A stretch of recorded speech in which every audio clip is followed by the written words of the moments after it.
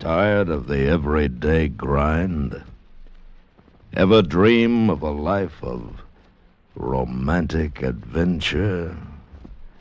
Want to get away from it all? We offer you Escape.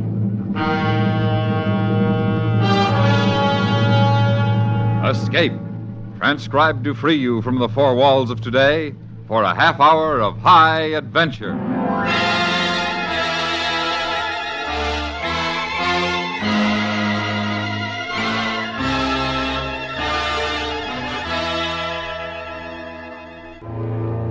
You are living in a new and fabulous land, surrounded by all that is generous and kind, while your hosts, heedless of your pleas, are planning, as is the custom of their country, to kill you in a strange and terrible manner. Listen now as Escape brings you the fantastic story of the Voyages of Sinbad.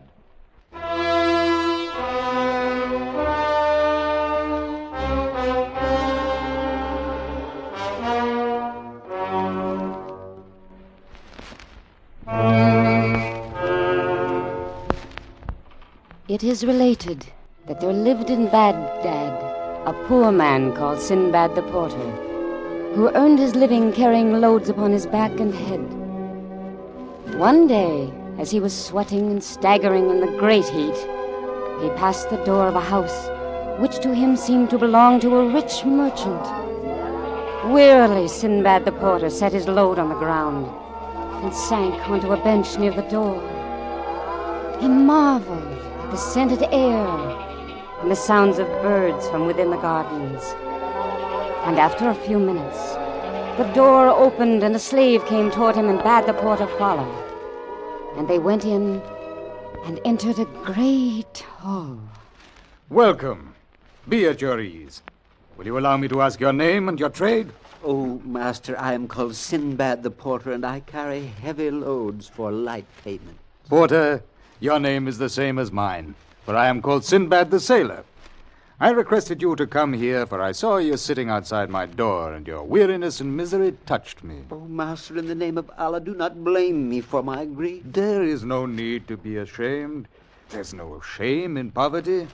When you have heard all my adventures, you will understand what trials I have had to undergo to purchase the wealth you see about you, with strange and terrible labors, with calamities and misfortunes which are hardly credible. Seat yourself by my side, partake of the food and wine you see about you, and I shall relate to you my extraordinary voyages. And then perhaps you will have more faith in your own destiny, which, unknown to you, has been written, and as it is written, must inevitably come to pass.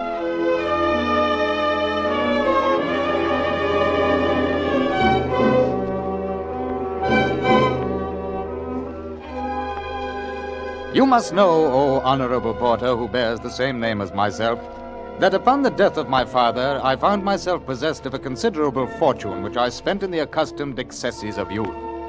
And when I found that my purse was nearly empty, I determined to travel. And going to the market, bought myself a lading of varied merchandise which was carried on board a ship just starting from Baghdad with other merchants. We made excellent time across the seas, trading to great profit from island to island, until one day, in mid-ocean, a tempest came upon us, and the great seas broke our ship to pieces and washed all who were aboard into the gulfs of the water. Thanks to Allah, I found a plank, and clinging to it for several days, found myself thrown more dead than alive upon the beach of an island.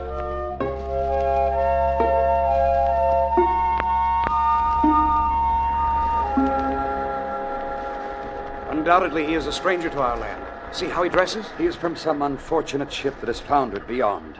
Allah have mercy on his soul. He is alive. Oh, stranger, we thought you dead and were about to carry your body for burial. Water. Water. I shall die if I do not have water. Quickly, carry him to the house.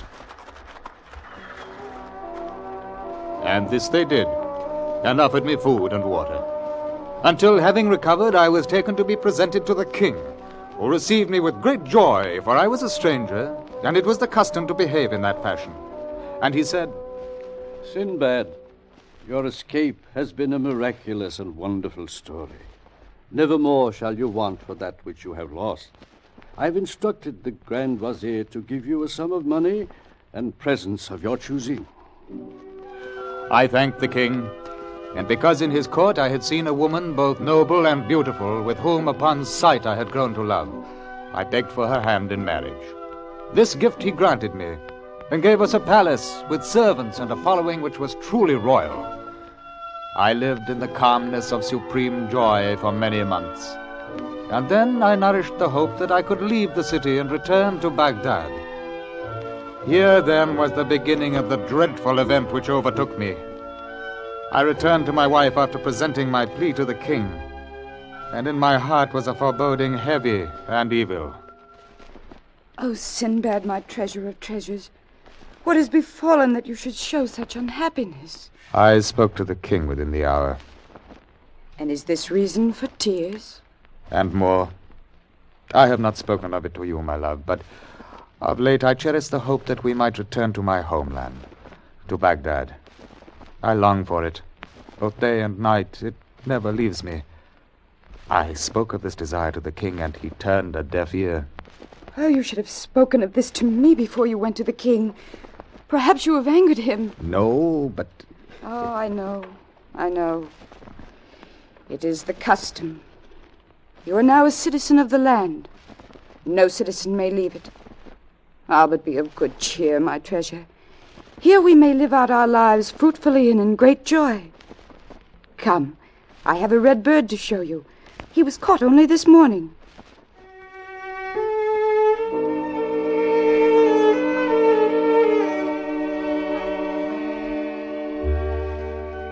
But I could not rid my mind of the fears which grew one upon the other.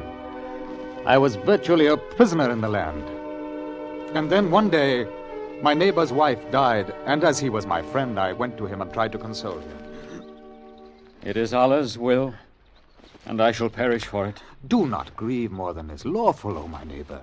Soon the agony will become softer, and Allah will find you another wife. May he prolong your days, my friend. How can you say that? Why, it is the truth. How can you wish me a long life when you know that I have but 1 hour to live? 1 hour? Why do you speak in that way?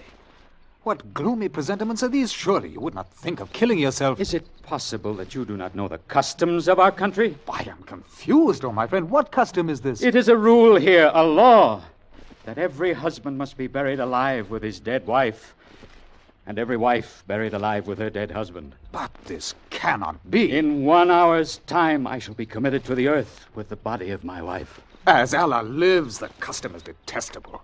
You must refuse. The very thought of such a thing is... It is the custom. Every man must conform to the custom of our ancestors. Now I bid you farewell, for I must prepare myself for what is to come.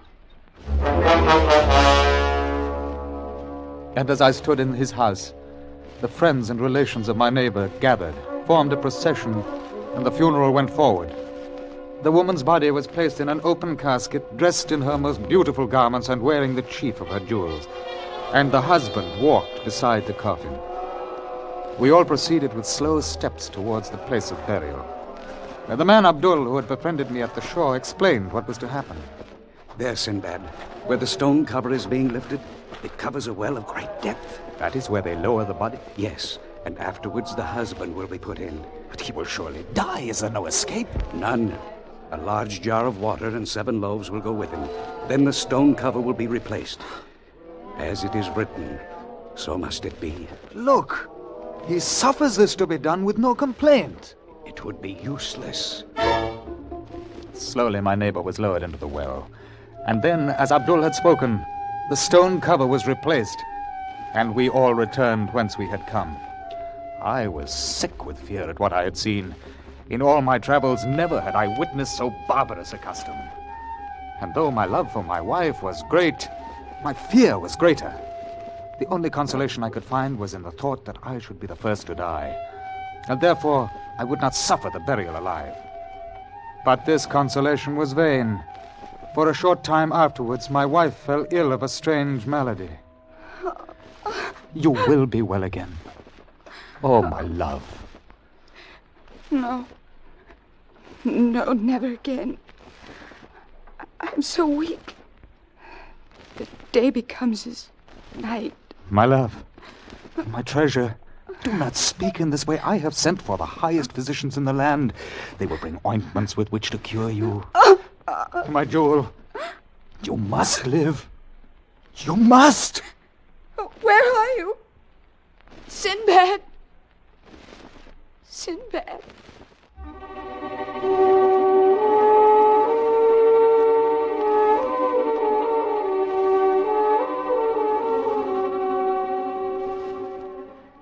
She lingered on for a little time, and then, in spite of all the cares I could give, she died. My grief and horror knew no bounds, and I had no doubt as to my fate when the king came to visit me and consoled me over my approaching end. Oh, Sinbad, I grieve for you, as do your true friends. Master, my eyes have overflowed with weeping until they have become dry. There is nothing left for me but to beg at least for my own life. This cannot be. But I am a stranger. It is not just that I should have to suffer by your law. Is not my loss, the loss of my wife, sufficient agony to bear? My poor friend, it is the custom, the law. But I shall walk beside you in the procession and weep with you, for I am exceedingly fond of you, Sinbad.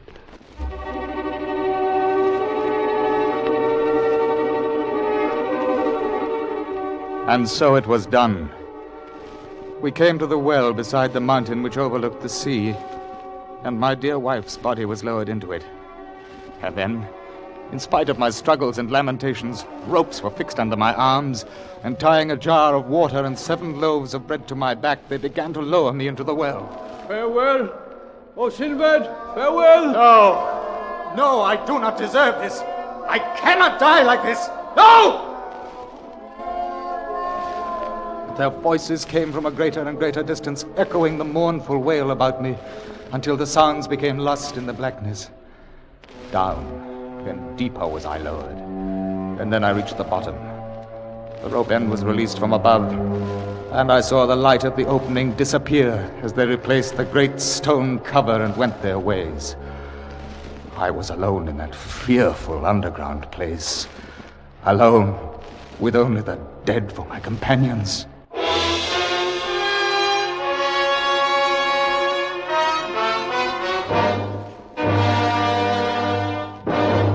We will return to Escape in just a moment. And now, back to Escape.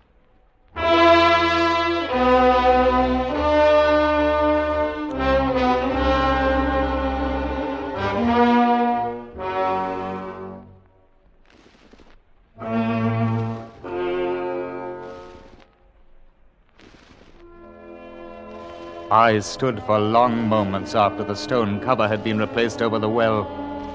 And then my eyes became accustomed to the semi-darkness, and I took note of this mortuary cave, which I found to be strewn with old and new bodies. It filled me with indescribable horror. But being determined not to die out of hand, I made careful inspection of the cave. It was very high and stretched further than the eye could reach. And I noticed that many precious jewels and ornaments of gold and silver rested in countless numbers upon the ground. These, I realized, were the useless possessions of the dead. For 2 or 3 days I lived thus, ever searching for a way out, until I heard the stone cover of the wall being removed, and a woman's body was lowered in its coffin. She, in turn, was followed by her mortal husband. I heard his cries of fear as he descended. I beg you, pull me up again. Please. Allah be merciful. I do not wish to die. Pull me up again.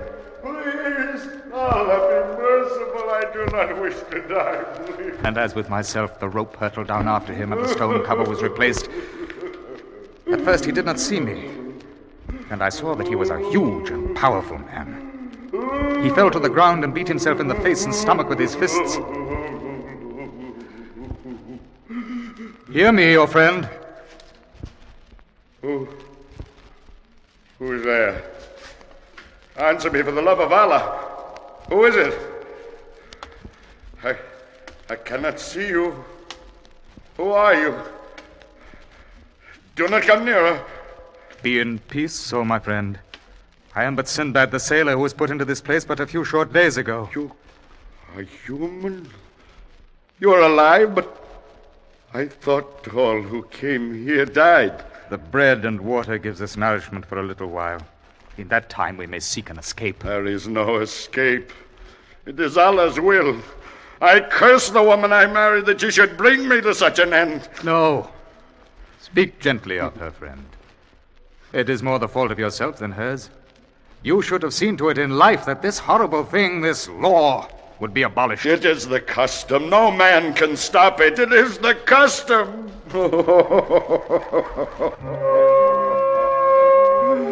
With these words, he covered his head with his arms and rocked to and fro, weeping and crying out against his destiny and his departed wife. I withdrew for him, for it suddenly came to me that in this brute I would have much to fear.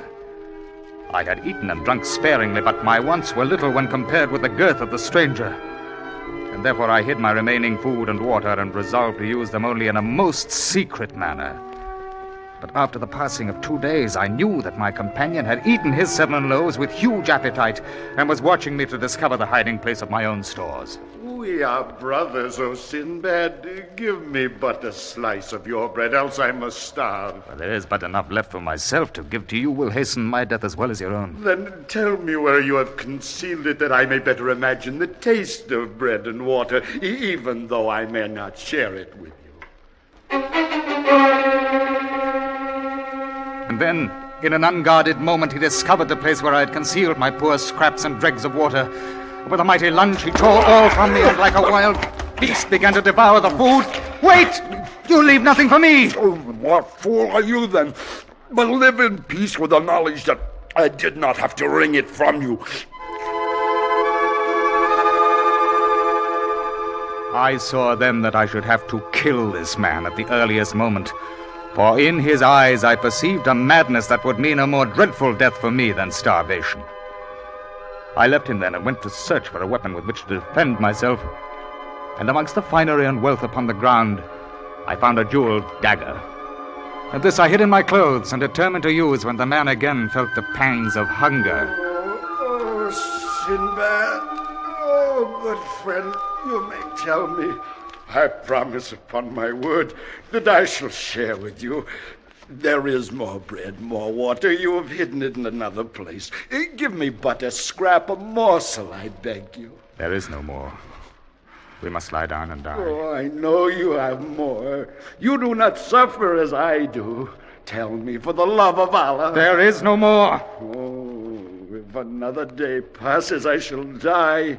Hear me, O Sinbad. Share with me your remaining food, and together we shall prolong our lives. I have no more. You devoured the last of it. You lie, you lie. I speak the truth. You lie. You're choking me. Up. His hands tightened about my throat, and as I felt my senses departing, I summoned all my strength to withdraw my dagger from its place and plunged it into his body. With a great sigh, he fell away from me and to the ground, where he died. And once more, I was alone with the dead.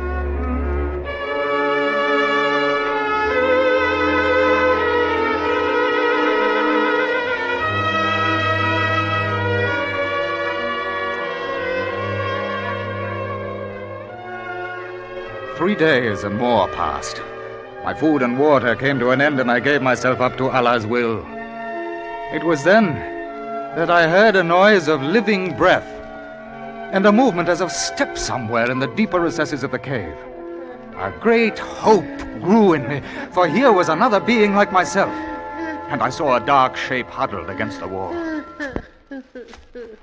Who is it? Who? Who are you? Oh, have mercy, O Master, mercy. I am old and frail. Have mercy. I did not see you lowered into the cave. Nay, I was not.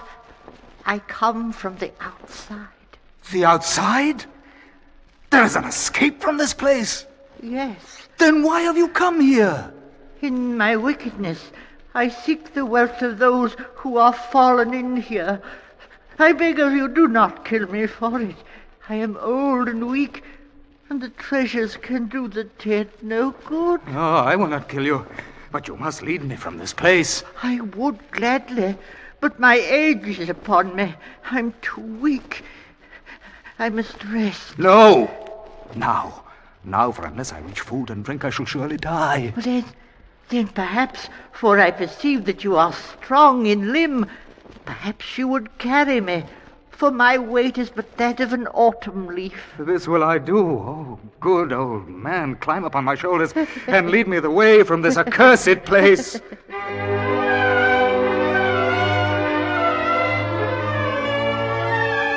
And to my great joy, he did as I bade him.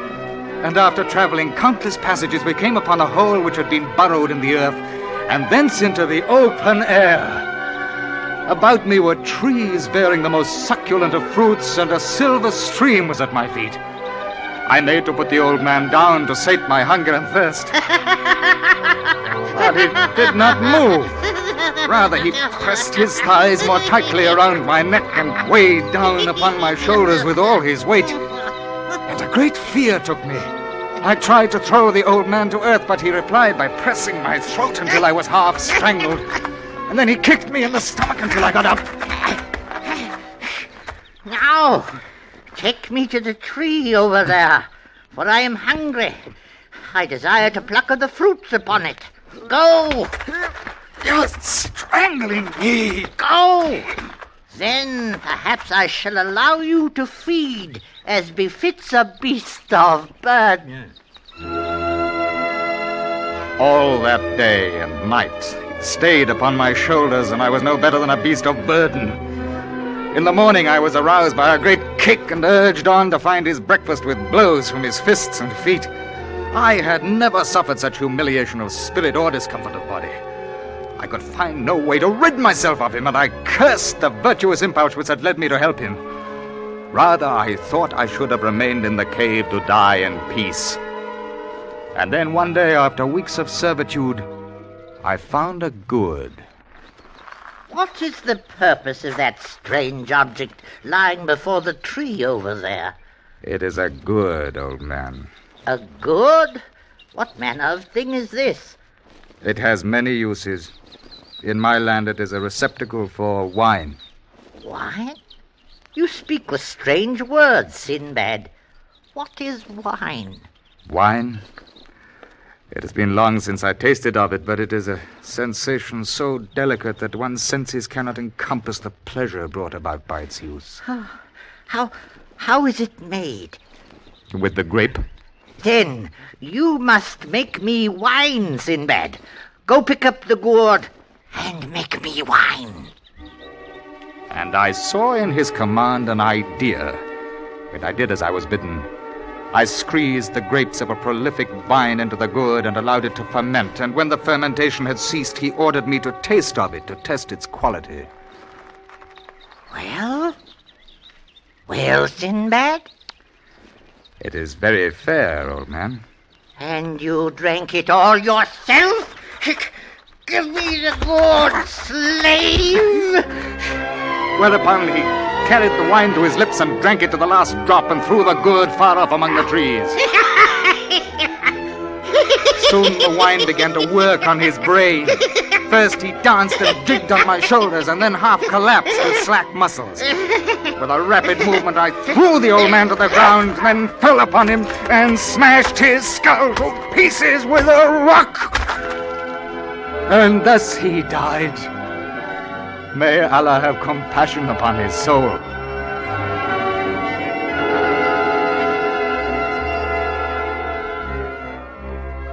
I made my way to the shore, where destiny willed I should find a party of sailors who had disembarked from an anchored ship to hunt for water and fruit.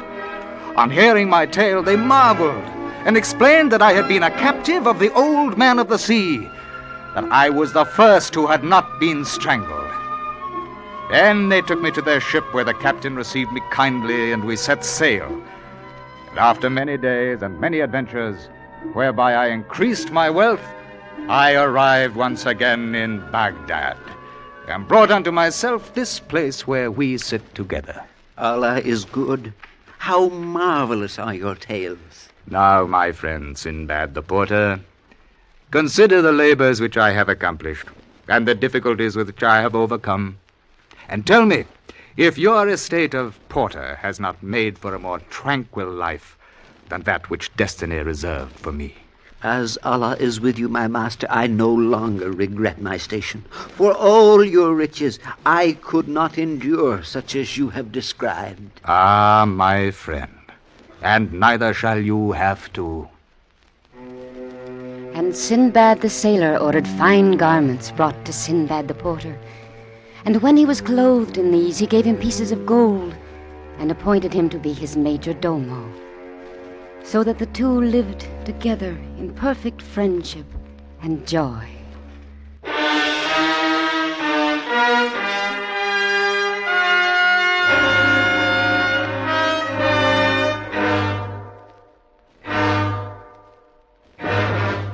Escape has brought you The Voyages of Sinbad, adapted and directed by Anthony Ellis, starring Ben Wright as Sinbad. Featured in the cast were Joseph Kearns, Ted DeCorsia, Whitfield Connor, Herb Butterfield, Parley Bear, Amanda Blake, Georgia Ellis, Larry Thor, and Kurt Martell. The music for Escape was composed by Rimsky-Korsakov and conducted by Leith Stevens. Next week.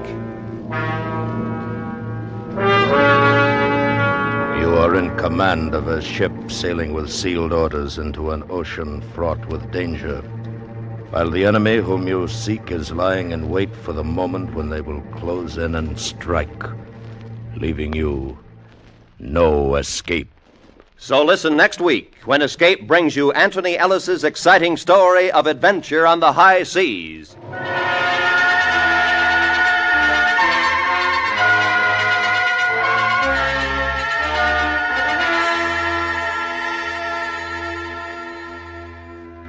This is Roy Rowan speaking. This is the CBS Radio Network.